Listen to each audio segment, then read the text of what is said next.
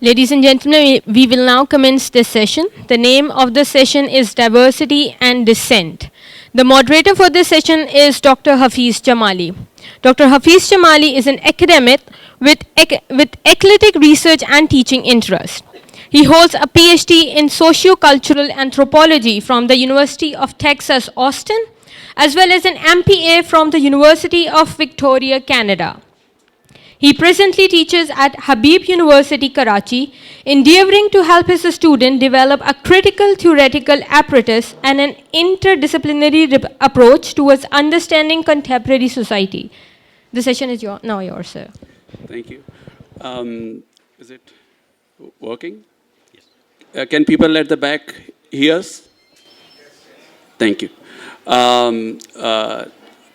Thanks to OUP, and I welcome you all to this important conversation on the subject of diversity and dissent.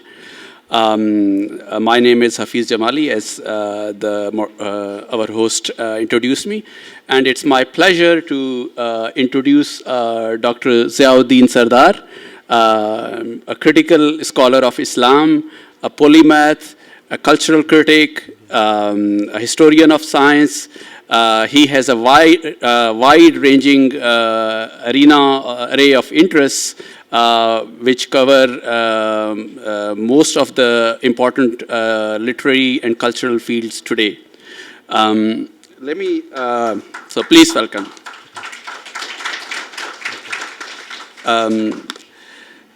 Dr. Sardar is a critical polymath, which is a rare entity these days.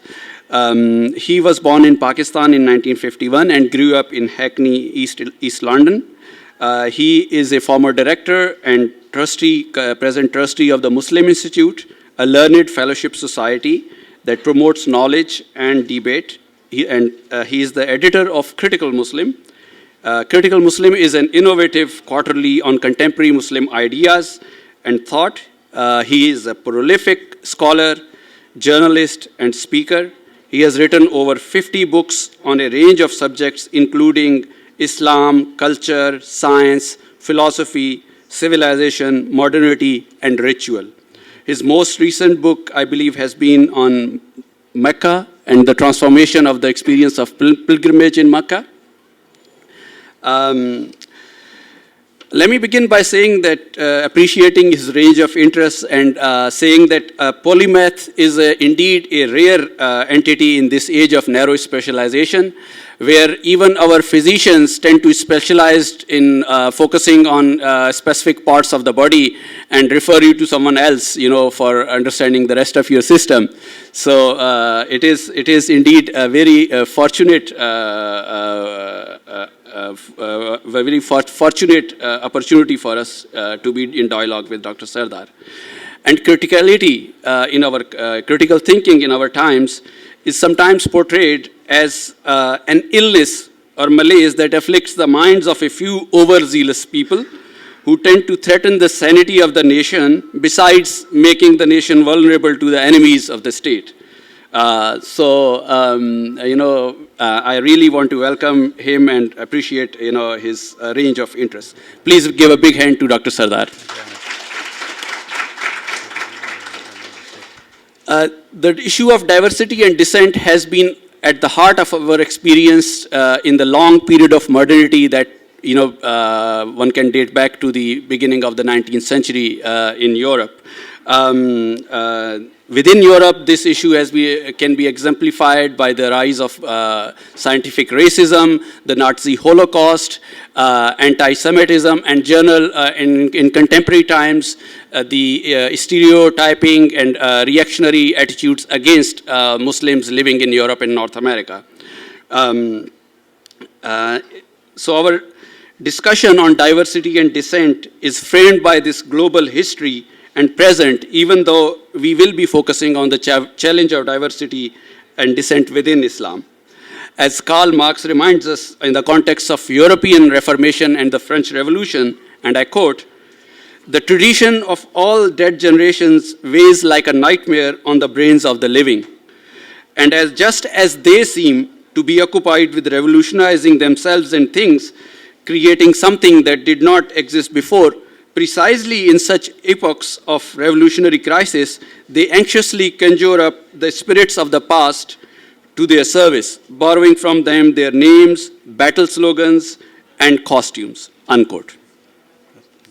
So with that, I would ask Dr. Sardar to reflect on the issue of diversity and dissent. And specifically, I wanted to ask you, you have consistently argued against the closing of the Muslim mind towards alternate interpretations of religious texts and corpora, as well as the broader Muslim tradition.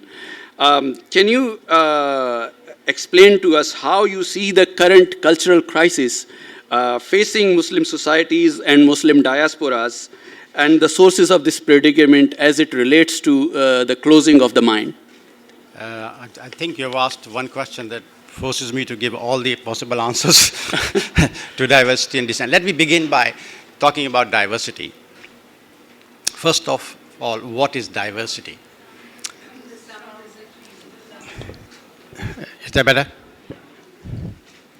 First of all, what is diversity? Diversity is essential for human survival. It is a different ways of being. It's not just that we as human societies are different from each other. It is also that we as individual groups and communities have differences within ourselves.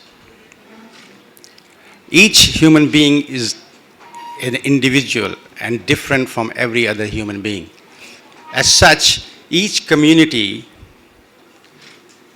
is different from every other community. And what are these differences for? Well, if we look at the Quran tells us that these differences are there so that we may recognize each other, not that we may despise each other. Right? Now, this, I think, to me sums up. First of all, diversity is essential to know ourselves. We always learn things in comparison to others. So if we want to know ourselves, we also have to know others. So diversity is a way of knowing ourselves, and it's a way of also knowing others. And it is very interesting that the Quran immediately tells us that we have made you nations, tribes, so that you may know each other, but immediately afterwards, so that you may not despise each other, in a sense. So the emphasis is not just on knowing yourself, but it's also knowing the other. In this. And unless you know the other and respect the other, you don't understand what diversity is. And if you don't understand what diversity is, then you are not going to survive as a community or a society. Let me give you an analogy. Say, for example, if you are a farmer, an intelligent farmer would not plant the same crop in the same field over and over again, because he knows that after a few years, the earth will die, the soil will not produce any more fruits, and no new crop will grow. He has to rotate the crop. There's a diversity in agriculture. So there is diversity in human cultures as well. And human cultures exist in diverse forms. They do not exist in monolithic form. In fact, nothing can exist in a monolithic form unless it exists in a very authoritarian or a straitjacket way, in a sense. So diversity is something that is God-given.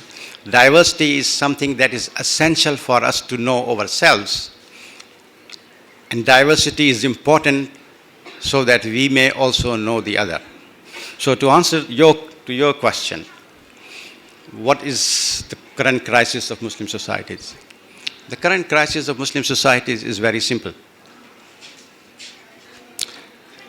Not just that we do not understand what diversity is, we do not even acknowledge what diversity is. because we do not acknowledge what diversity is within ourselves and our own communities, we are incapable of understanding the diversity of others. Right?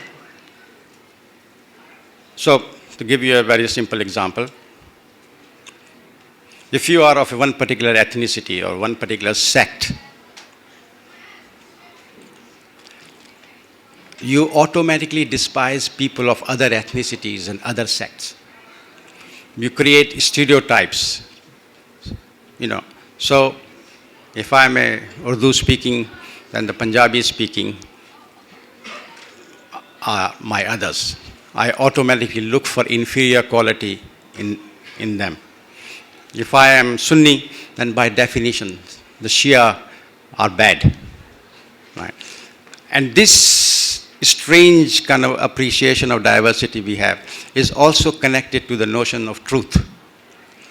So we automatically assume not just that we are unique, but that our uniqueness defines not just our truth, but the truth, the complete and utter truth. So if I am a Sunni,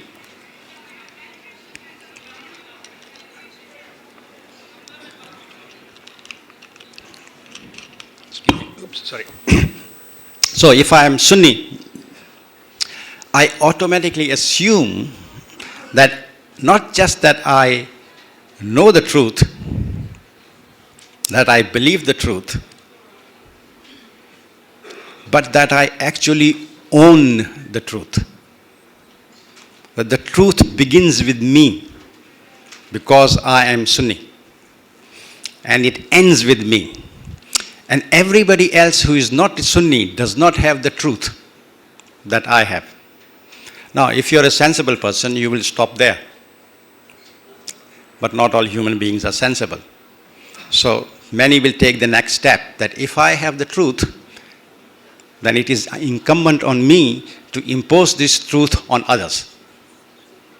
So if I am a Sunni, I want to impose my truth on the Shias. If I am a Balochi, I want to impose my truth on the Punjabi, or the other ways around. Or if I am a Muslim, I automatically believe that all other Ahl Kitab do not have the truth. And therefore I have to impose my truth on others. And Muslims as a whole are a human community. So as human community, it doesn't mean that we have anything special. Other human communities do the same thing. So in Britain, for example, if I am a white liberal secularist, I automatically assume that I have the truth. White liberal secularism is the dominant theme of my society. I have the truth. And therefore, all those who are not white liberal secularists, are either inferior to me, or if they want to become my equal, they must accept my liberal secular truths. You understand? So it works in all societies. Most societies that do not appreciate or understand diversity come up with this notion. And this is, in my opinion, kind of the way to authoritarianism. That's where all the extremism, all the evils of the world actually come from, in a sense. Now, along with this diversity, I think, comes the other notion, which is the title of this conversation, the idea of dissent.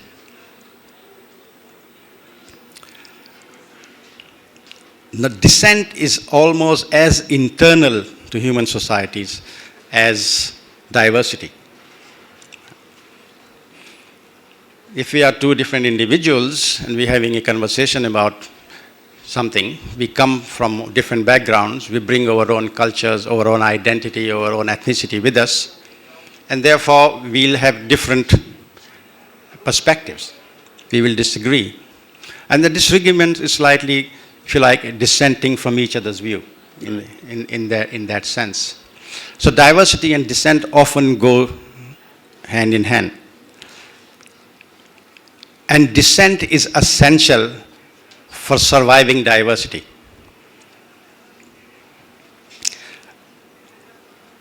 Now, in what sense is dissent essential for surviving diversity? if we do not acknowledge difference, if we do not show the same dignity and respect to other that we demand for ourselves, that means we are road towards authoritarianism, towards a monolithic entity. And dissent is essentially dissent against that monolithic entity. Is standing up to oppression in any shape and form. And oppression always begins with denigration of the other. Right? Dehumanization of the other. And dissent is essentially saying, I will not allow this, I disagree with this dehumanization of the other, and I'm going to stand up and fight for this dehumanization. So dissent and diversity go hand in hand. Now, we may think that dissent is something, and Muslims in general think that dissent is something that is alien to Muslim thought. In fact, dissent is integral to Muslim thought. Even the notion of God in the Quran is very dissenting, in the sense that God wants us not just to follow His commands, but to argue with Him. If you look at the Quran systematically asks series of questions again and again. Have you not thought? Have you not done this? Have you not reflected? Right? What is it that have you not traveled around the world? You know, if you reflect on that, what is God actually asking you to do is to basically argue with Him. And it's a very argumentative text. The Quran is a very argumentative text. From one end to another end. It's just full of arguments in the sense. So even God wants us to engage with Him, you know, not as passive, empty vehicles, but as creative thinking individuals who engage with Him and ask, you know, God, what do you actually want from us? And the answer means that you are engaging in a critical way. And in some cases, you will be dissenting with what the answers you get from yourself. So dissent is very, very internal to Islam. But even in Islamic history, we see dissent beginning very, very quickly. I mean, within the 50 to 70 years after the death of the Prophet Muhammad, there is a conversation, a bit like this.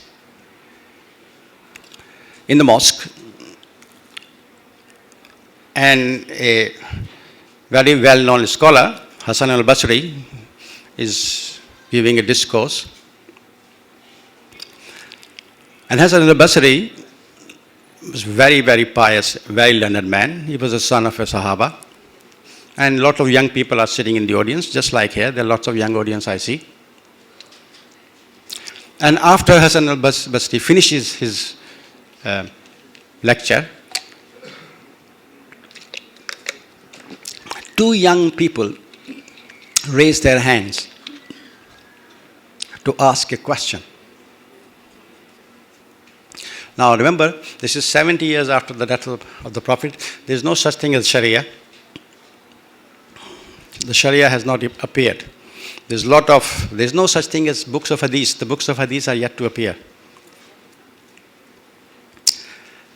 And a very learned scholar of the community who has respect of everybody is giving a lecture. And two young people raised their hands. And one of them asked this question. He says, Professor, if somebody has committed a sin, a major sin, is he a Muslim or not? Does he continue to be a Muslim or does he become an apostate? Now, you need to look at the context. Why is the person who is asking the question asking a question like this?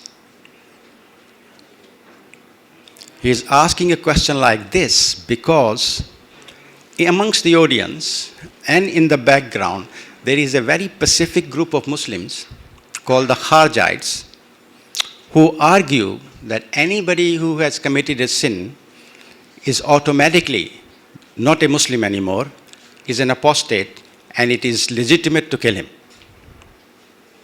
This is the question. So people who are asking the question are asking question in a very specific context. To Hassan al-Basri, now what does Hassan al-Basri say? See, what does Hassan al-Basri say? The Hassan al-Basri himself realizes why the young man is asking that question. Right? And he is a very learned man. So he says, well, all that I know, all that I have learned from my parents, all that I know about the Quran and about the life of the Prophet, tells me that he continues to be a Muslim. So the two young people, when they hear this answer, they know, one, the answer is correct, but two, they also know the context of the answer. And the context is that he is not saying that they are apostates because that will promote the Kharjids, even though that may be his own personal opinion. So the young people reply to him and say, we dissent, we disagree. And there is immediately a commotion. How can you possibly disagree with Hassan al-Basri? And the young people say, well, there's a third option, the middle option, which is that he is neither a Muslim nor an apostate, the middle position. That middle position then becomes the major dissenting position in Islamic history. And it leads to one of the most profound things that has happened in Muslim history, and that is the emergence of Muslim philosophy, or the Mu'tazilites. Two young people were the founders of the Mu'tazilite tradition. And the Mu'tazilite tradition is about thought, about rationality. It's about rational theology, that theological things need not be irrational. That we can talk theology in a very rational, very objective way, with evidence and etc. Right. So dissent is right there in the formative phase of Islam, and it's an integral part both of our faith and of our history. The final point I want to make about dissent is that if we believe that our sacred text is eternal, if we think that the Quran is eternal, then two things arise. One is that any text, you can only have an interpretative relationship with a text. Any text. You read a text, you think about it, and what you understand is your interpretation of the text. Nobody understands the exact meaning that the text may be conveying. It's always an interpretation. So if a text is eternal, that means it will have many, many interpretations in that sense. And if it will have many, many interpretations, then some interpretations will be dissenting interpretations by simple logic in a sense. So to conclude this little phase, that both diversity and dissent go hand in hand. And unless we appreciate the true function of diversity and realize that it is something that enriches and enhances her, right? We need dissent, because dissent then stands up and says, hang on, yeah, I disagree with this dominating or hegemonic position. Thank you very much for, that's an excellent way of framing the debate. I was wondering if you could, and thanks for clarifying that, there is oftentimes people today tend to read Muslim past as this sort of monolithic and linear rendering of Islam's theory and practice, whereas you have just pointed out that it has been based on dissent and diversity from its very start. So that's a very important point to bear in mind. I would like to sort of now bring you back sort of to the contemporary times and, Right. you know, this issue of, as you pointed out, of diversity and the role of experience, right, both in the historical sense as well as different cultural experiences. Because if we see liberal attitudes towards Islam, and I'm talking about Western liberal attitudes, Yeah. they are Western liberal theory and concepts are underpinned by Europe's historical experience. Yes. So there is a rush, there is always a rush to judgment, to stereotype Right, Islam absolutely. on their end. Absolutely. And in the same way, Yeah. from sort of universalist tendencies, political tendencies in contemporary Islam, Yeah. there is especially those arising out of the Middle East, parts of the Middle East, Yeah. there is a rush to universalize their particular interpretations Absolutely. across the Muslim words. Yes. And Yeah. then unfortunately there has Yeah. been a trend to also accept those interpretations, those very harsh interpretations, Absolutely. because they are emanating from the Middle East. Yeah. So I was wondering if you could speak to Yeah. that a little bit. Yeah, there kind of two aspects of the question. I think the idea of kind of liberalism, I will come in a minute. Let's just kind of very briefly the kind of Middle Eastern interpretations in a sense. I spent 5-6 years living in Saudi Arabia from 1974 to 79, and if you read my book Makkah, it actually relates some of that. And my book Desperately Seeking Paradise describes my period in Saudi Arabia in a very humorous way. And one of the most kind of stunning things that I discovered that when I was in Saudi Arabia is the fact that there is no historical consciousness of any kind, right? That there was Prophet Muhammad, there were Khilafah Rashidin and the Sharia, and nothing happened in between, right?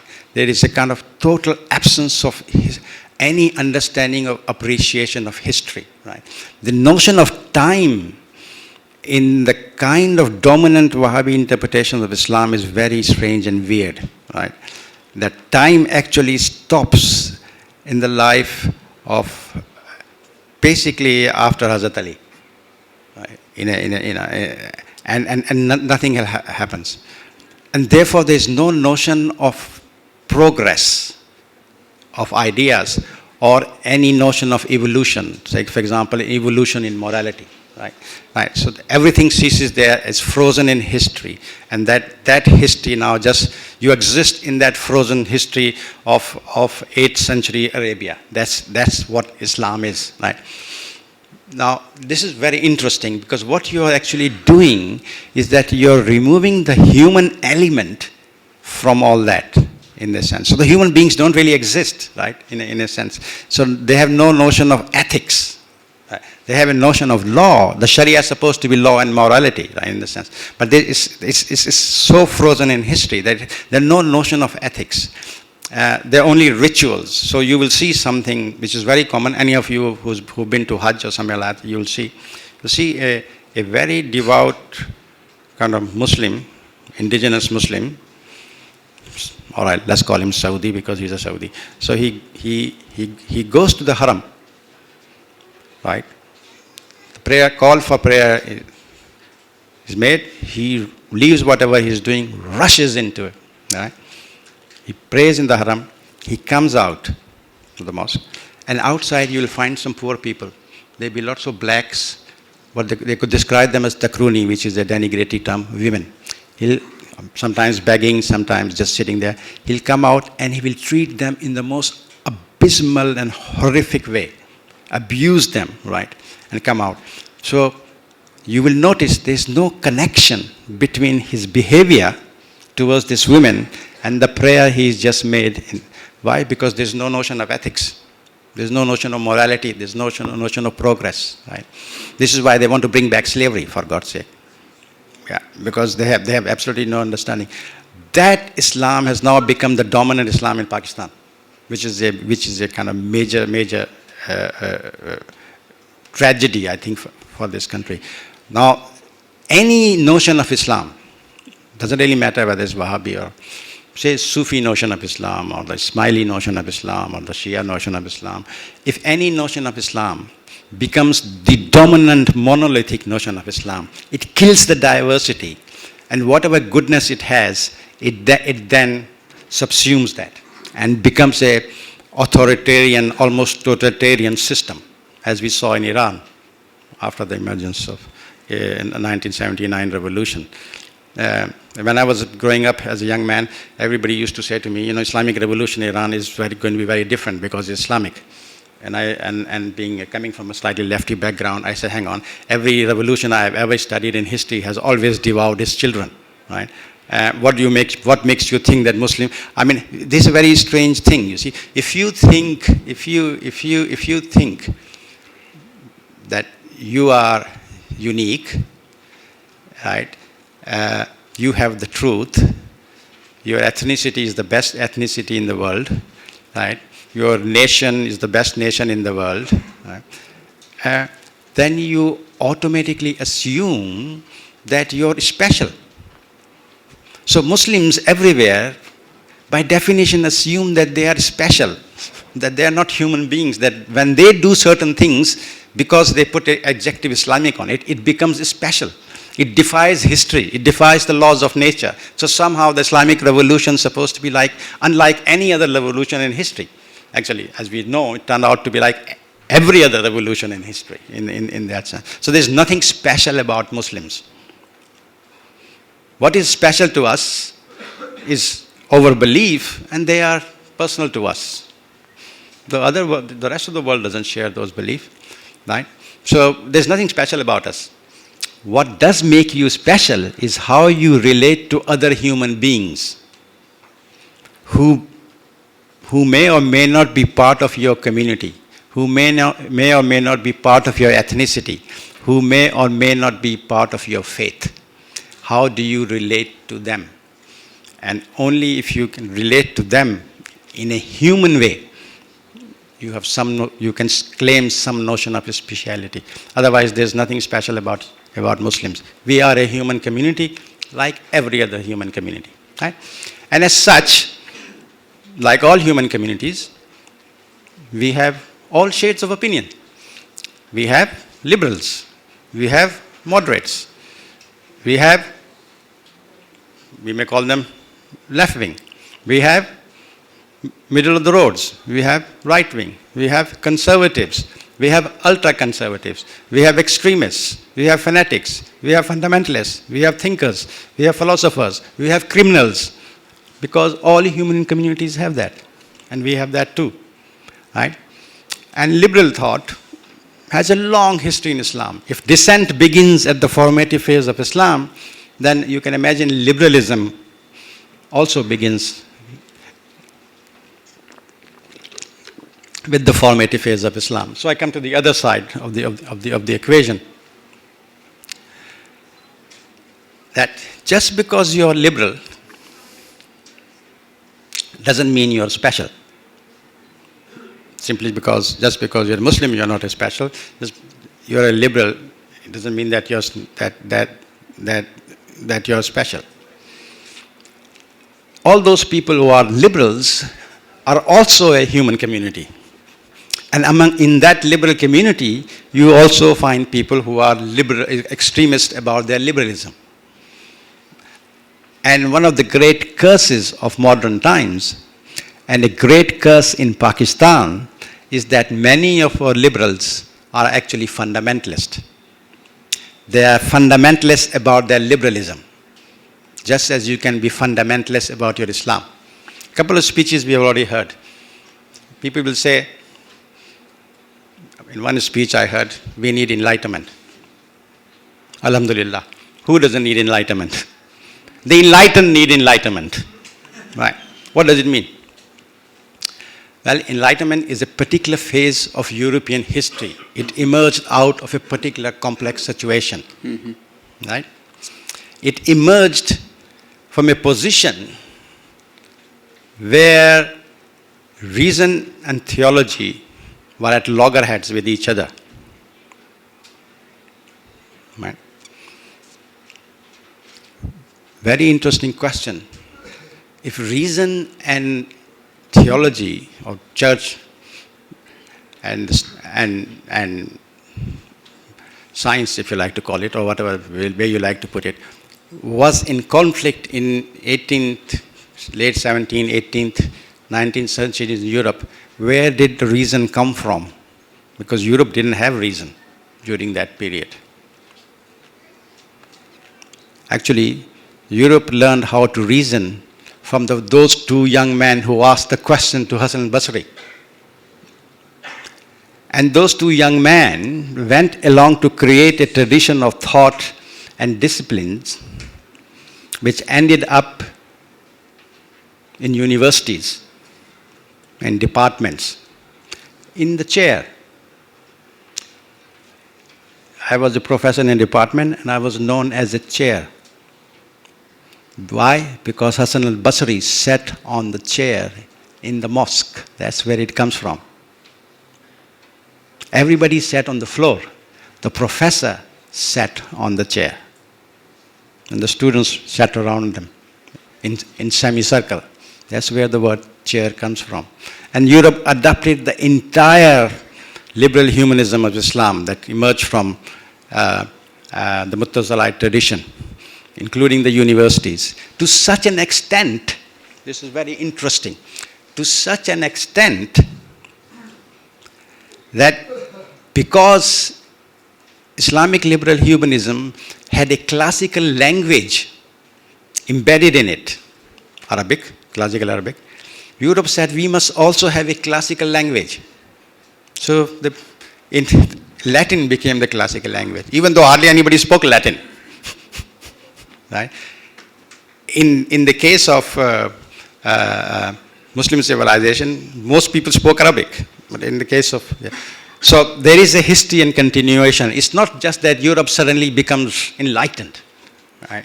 There's a historical process through which Europe acquires enlightenment, in that sense. Right? But of course, there's reformation, there's a lot of bloodshed. So if you want to follow the same history and you want to become enlightenment, we're going to end up in the same mess with lots of bloodshed and what have you. But worst of all, we will replace one God with another. We will replace the God of sectarianism with the God of reason. Because it is just as easy to be fundamentalist in terms of reason. You can be a rationalist fundamentalist too. It is known as instrumental reason, where reason becomes the instrument of oppression. Right? A lot of development is essentially instrumental reason, instrumental rationality. You justify certain things on the basis of certain reasons, right? For a specific goal, which often in contemporary times is money or profit. And then you displace people, and you destroy historic property. You mutilate archaeological sites because you have absolutely no understanding, and you do not value them, per se for themselves, because they have no monetary value in your framework. So essentially, at the end of the day, I think the fight on all sides is fight to preserve diversity in all its shape and forms. Right? Any thought that becomes hegemonic and dominant, then immediately becomes corrupt. It's a bit like, you see, we need, I like sugar. But if I just have sugar all the time, I'm going to end up with diabetes. But I also like salt, savory things. If I can have salt all the time, I'm going to end up with high blood pressure, and either way it's death. Right? There has to be a balance in what I consume. There has to be a balance in how we relate to ideas, how we negotiate difference. And there even has to be a balance in how we dissent. Right. What happens in Pakistan? Something happens, and there's a demonstration outside here. People will gather, start protesting. They will burn buses. then they will burn McDonald's because maybe it represents America to them. Then we'll kill 3 or 4 people who are wondering about, had totally innocent folks. What kind of dissent is this? Right? And they are burning buses that they will need tomorrow morning to go to work. They are destroying a business which is probably run by their brothers and sisters or family members. This is not dissent. This is stupidity. Right? Dissent is an art. Is an art form. Dissent, first of all, is based on certain critical engagement and questioning. And then dissent, to be meaningful, must provide an alternative. If it doesn't provide an alternative, then it's simply, I object for no open reason because I want to object. But there has to be an alternative for which you're, in a sense, you're fighting. So it's not just dissent for the sake of dissent. It's a dissent for a positive alternative. Thank you very much. And we were just having this conversation before the dialogue here that after the fall of Arab Spain, right, Muslim Spain, most of the Jewish intellectuals and administrators migrated. No, not a fall of Granada. Fall of Granada, yeah. Yeah. So most of the Jewish administrators, intellectuals migrated to other Muslim empires, right, including the Ottoman empires. So we can see that in the pre-colonial or pre-modern history of Islam, there is a lot of accommodation and tolerance for diversity compared to the contemporary period and the way we have been made to think about Muslim past.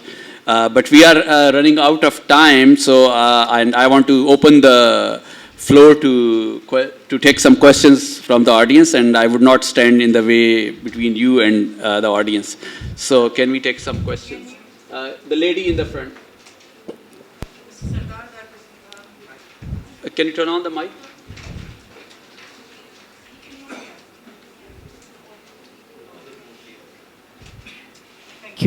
Thank you.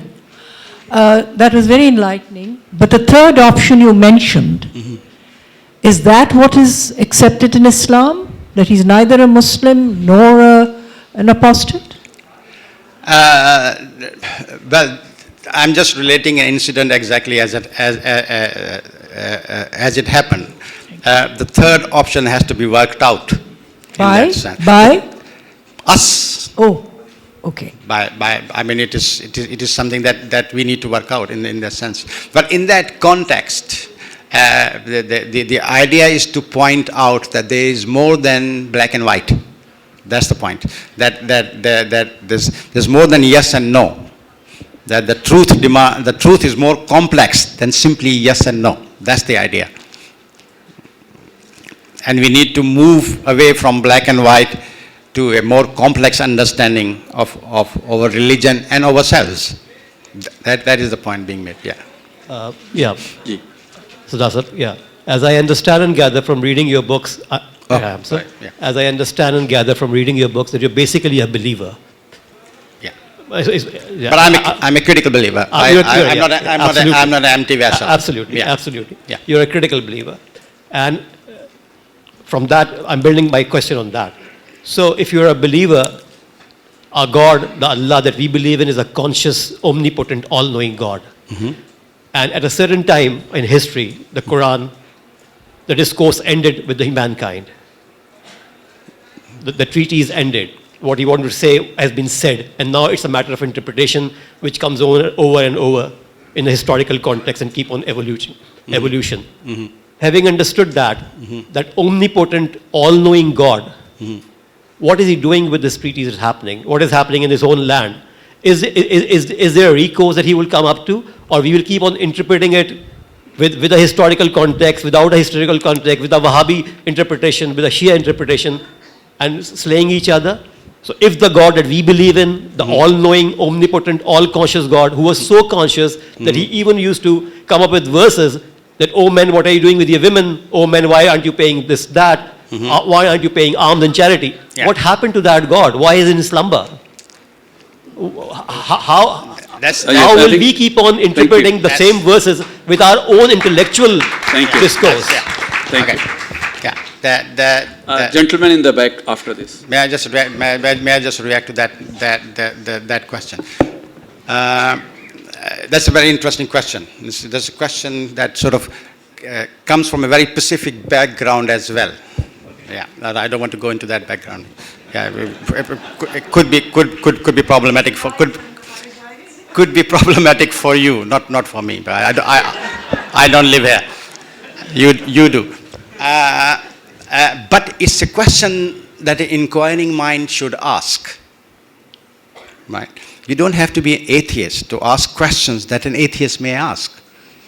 You know, you don't have to be an agnostic to ask questions that an agnostic may ask. Right? And your answers may actually enhance your beliefs rather than reduce them. You see? So, while in Pakistan, asking a question like that may be a little tricky, the kind of world that I move in, these sort of questions are asked all the time. Right? In fact, they have been asked in Western philosophy since the beginning of philosophy, and it is known as the problem of evil. Yeah? The problem of evil is this, that if God is omnipotent and just, right, and merciful, then why has he created so much evil in the world? Yeah? It's a very fundamental problem in Western philosophy. And if you want to really read my elaborate answer to this problem, it is in one of my books called Postmodernism and the Other. There's a whole chapter on it, on the problem of evil. Now, I see this. The problem of evil is not a problem. This is my position. The problem of evil is not a problem of God. It's a problem of man. Right? It's a problem of a man because within the Islamic framework, God has given diversity of choice to human beings to be good or evil. We have taken the choice of being evil. So the problem of evil in Western philosophy, in my opinion, is framed the wrong way around. It's essentially is problem of man. So it is man who is in slumber, but not God. Okay, right? Hello, sir. Gentleman in the back. Yes. I've given you a very simple answer. There's a philosophical answer in the book if you want. Yeah. Well, sir, this is Nasir Sumro. I'm not going to ask a loaded question or any googly. I'd like to ask you a very simple question. There are two very simple questions. One, that the dissent that we count here is not maintainable, is sort of, what you just given an example was really great. People have always, terrorized others by having some, arms and ammunition stuff, right? Dissent doesn't work. We need to have this, a lot of, workout. And there is one good couplet of phrase, कब नज़र में आएगी बेदाब सब्ज़ की बहार, खून की धब्बे दिलेंगे कितनी बरसातों के बाद. And the other question is, there are two extremes, there is a one river which is flowing. Of one, there is an extremism, other is there is liberalism. You have said that we can insert, a third option, which is probably a hypocritical.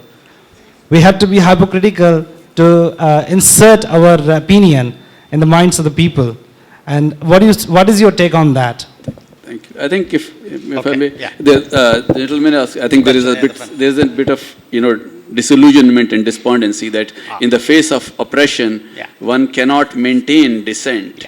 Yeah. And talking about a middle ground is really endorsing oppression. Yeah, I tend to agree with you in that sense. Nothing should be taken too literally. So even the historic anecdote I have related should not be interpreted in only a literal way, that there is a third position, right? Okay.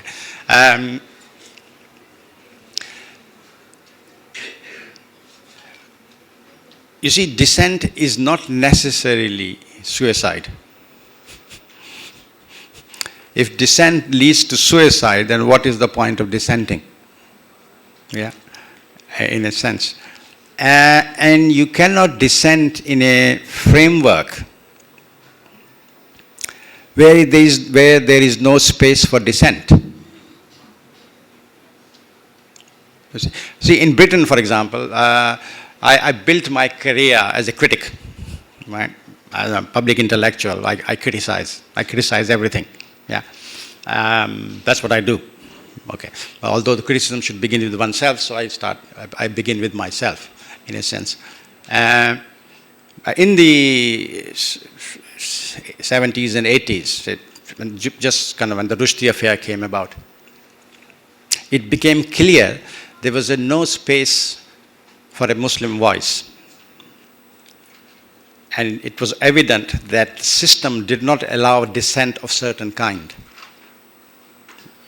You could only dissent within the framework of liberal secularism.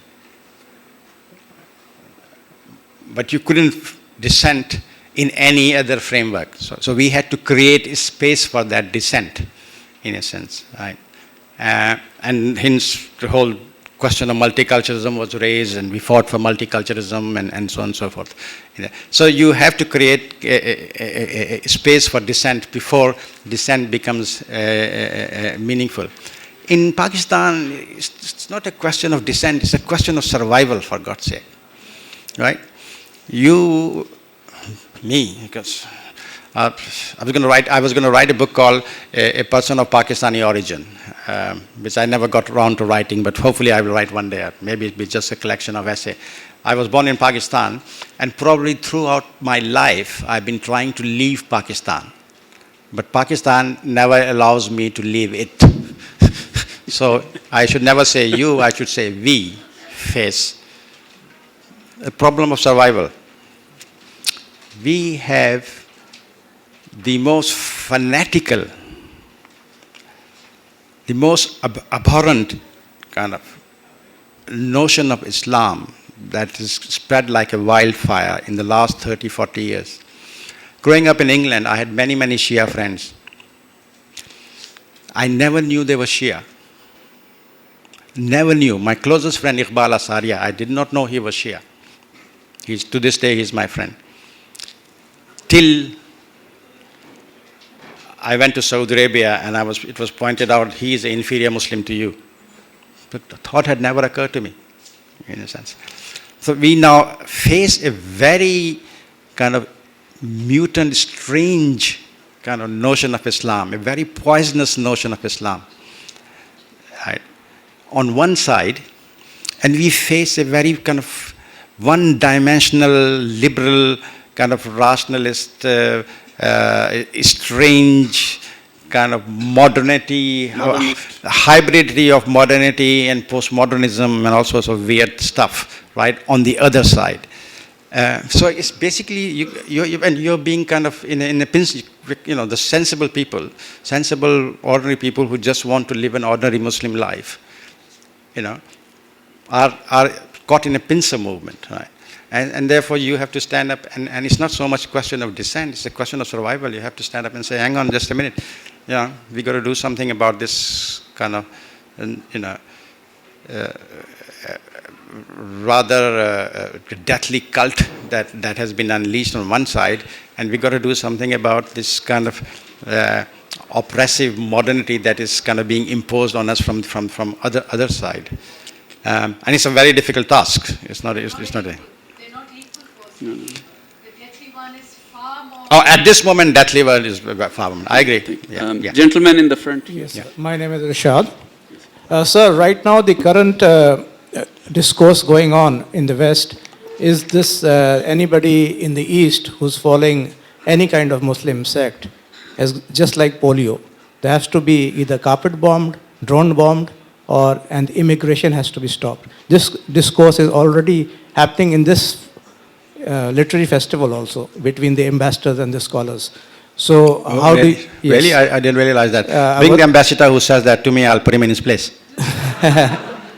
So I would like your guidance to, not only you, Yeah. but the other persons, what Yeah. which Yeah. should we do Yeah. to convince them Yeah. that this is not the case and Islam Okay. is not one face, one person, one thought, but we are just like them.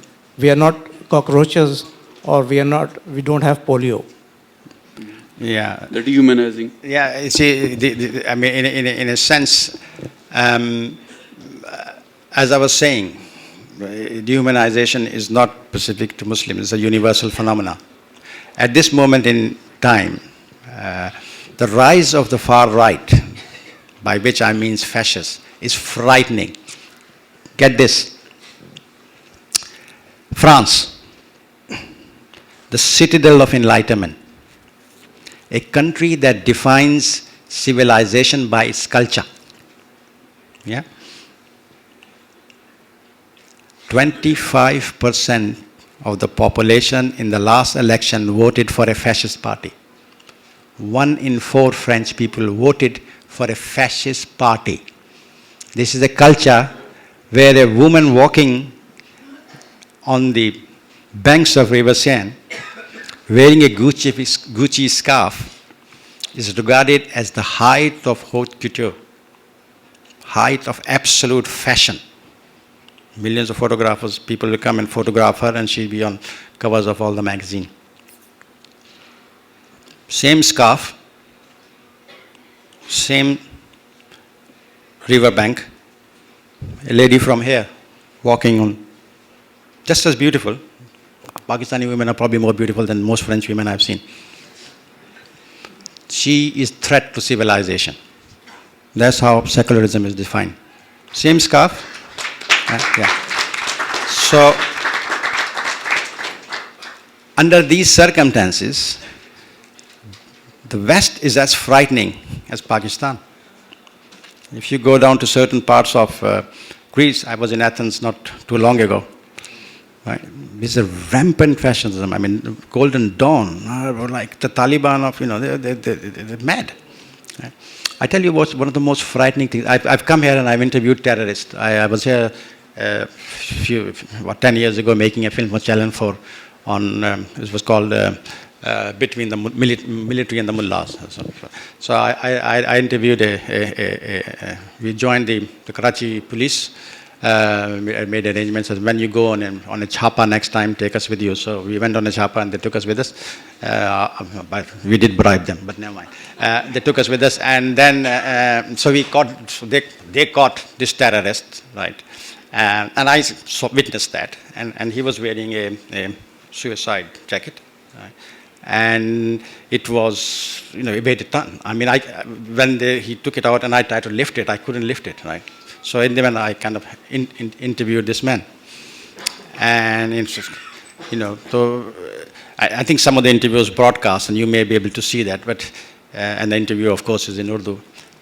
And there was this thing the guy was clearly brainwashed. There was a kind of psychological thing about him, right? And he had no notion of ethics. His idea of was simply that he's going to die and there's a straight ticket to paradise and there'll be 72 huris waiting for him. I mean, this is a great kind of myth. I don't know if there's 72 huris. Some of these myths are created by ourselves, but anyway, that was the thing. And so afterwards, my producer asked me, "Is it very frightening?" I said, "No, he wasn't frightening at all. He's just a pathetic man, totally pathetic." Right? So, the most frightening experience I've had, just to finish, the most frightening experience I had was in America. I went to Hartford Cemetery, which is a kind of a place where they do Islamic studies, and it was very, very cold. So they put me in a very cheap hotel, and they said it was so cold that you couldn't go out, and the whole sort of city was locked down. So I had to stay in this hotel for 3 days, and I watched local television, and I discovered a thing called Christian Zionism. And for 3 days, I listened to their broadcasts. That was the most scary, the most shittiest thing, shit scared as we call it, thing I've ever seen. But these guys make, Hifz Tahrir and Josh Tayyaba, like kindergarten stuff. And they have nuclear weapons, real ones, right? And they want they want rapture, they want apocalypse, and they want it now, right? Because they believe that the world is going to end and they're going to, I mean, absolutely frightening stuff. And some of the things they're doing in America and they're doing in Israel are absolutely and utterly frightening. So, for example, they want, one of the prophecies is that the Palestine has to be destroyed for Jesus to come back. So they're putting money in settlements, you know, they're supporting, they're going out to promote as much oppression of the Palestinians as possible, and many of them are extremely wealthy and so on and so forth. And with Donald Trump, Trump's heard, presidential bid, it has become part of the mainstream, the vile, repulsive. And you've seen that, I mean, actually watch the election to see, you know, what is going on in the world, American election. That most of the Republicans are actually pathologically bonkers, right? Most of the Republicans, including, we're not just talking about Donald Trump, look at other guys. They are pathologically mad, right? In Pakistan, we will describe them as Taliban or this mad group or that, you know, psychotic group. They are ruling the world. I think this has been a very vigorous and interesting conversation, but we have run out of time, and I know you have many questions, but I would request that you ask them after over tea. Thank you very much. Thank you. Thank you very much. Thanks a lot, Dr. Sardar. Thank you.